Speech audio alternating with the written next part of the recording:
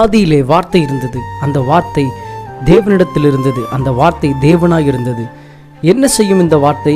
என்னதான் செய்யும் இந்த வார்த்தை? எண்ணி முடியாததை செய்யும் இந்த வார்த்தை, என்னால் முடியாததையும் செய்யும் இந்த வார்த்தை, நீ காணாததை கொண்டு வரும் இந்த வார்த்தை, பிறர் கண்முன் உன்னை உயர்த்திடும் இந்த வார்த்தை. என்னடா தரிசனம், என்னடா வார்த்தை, எப்படி நடக்கும் இவன் சொப்பனம் என்பார்கள். ஆனாலும் வார்த்தை உன்னை உடைக்கும், பயந்து விடாதே. வார்த்தை உன்னை உருவாக்கும், சோர்ந்து விடாதே.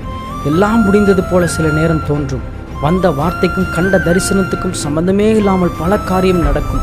ஆனாலும் மாரியும் உறைந்த மலையும் வானத்திலிருந்து இறங்கி அவ்விடத்திற்கு திரும்பாமல் பூமியை நனைத்து அதில் முளை கிளம்பி விளையும்படி செய்து, விதைக்கிறவனுக்கு விதையும் புசிக்கிறவனுக்கு ஆகாரத்தையும் கொடுக்கிறது எப்படியோ அப்படியே அவர் வாயிலிருந்து புறப்படும் வசனமும் இருக்கும். அது வெறுமையாய் அவரிடத்தில் திரும்பாமல் அது அவர் விரும்பினதை செய்து அவர் அனுப்பின காரியம் ஆகும்படி வாய்க்கும். கர்த்தர் உங்கள் வாழ்க்கையில் அப்படியே செய்வாராகும். ஆமென்.